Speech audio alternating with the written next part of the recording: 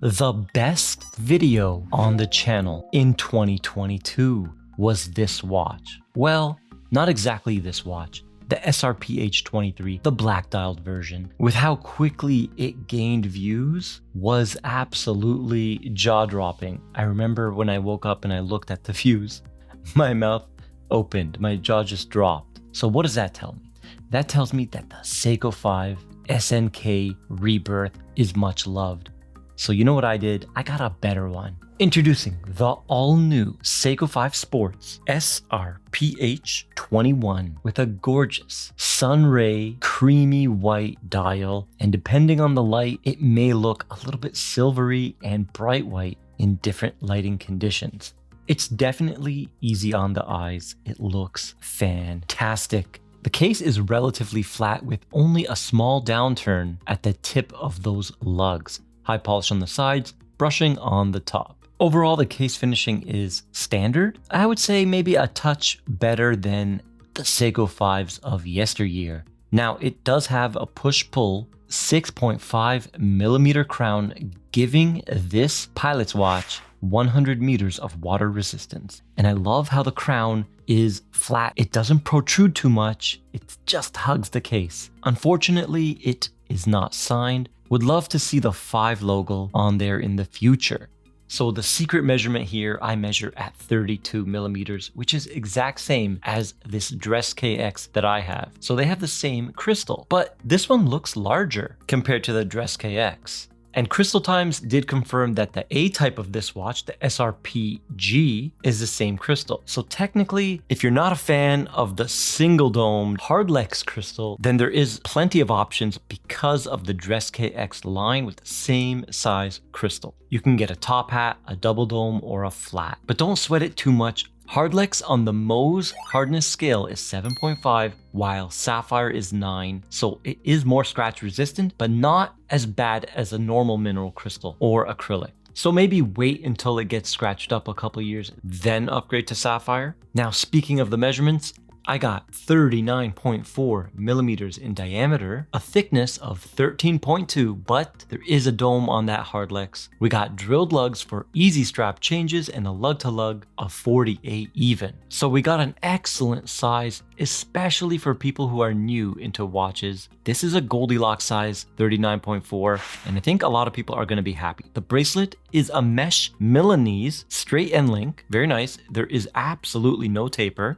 Articulation isn't the greatest, and it has that Casio style clasp. To size it, just grab your Bergeon screwdriver, links down below, lift open this part, and then you can slide to get the perfect fit. There are small dimples on the underside where it will fit in. Don't try to push it down. If you're not on a dimple, you'll break it. And then you just hook it on and close. So big fan of the bracelet. It's really comfortable. It does add heft to the watch.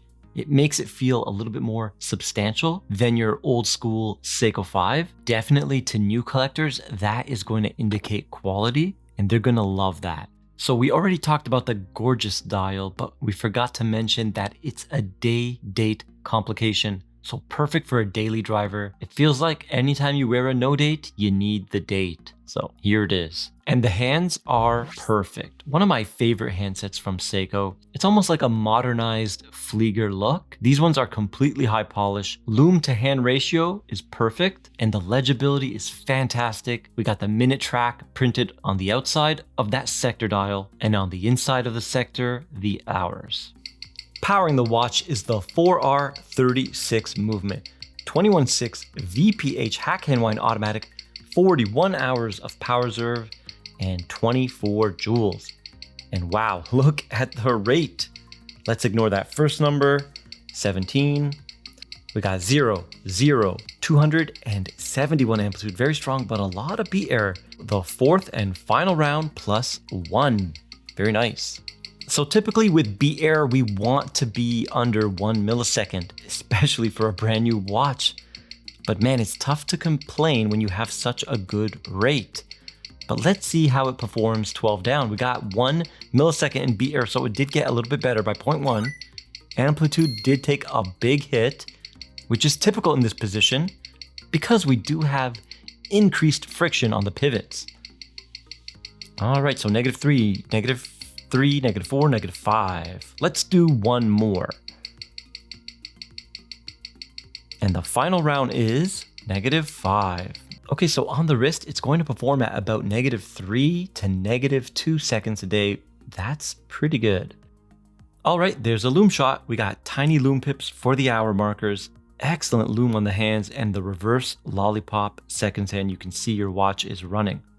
Now I'll ask you, did Seiko do enough? Coming in at 275 USD, but thanks to Kavar Jewelers, we got to check this out. And if you want to buy it, email me down below and we will discuss it. I think at this price point, Seiko is hitting their stride, bringing new watch collectors into the hobby. I got a lot of DMs from the last video, you guys telling me your first watch was an SNK, and many people can relate. And guys, if you're still here and you love Seiko, you will really enjoy the videos on the right of your screen. So check them out right now, and I'll see you in the next one.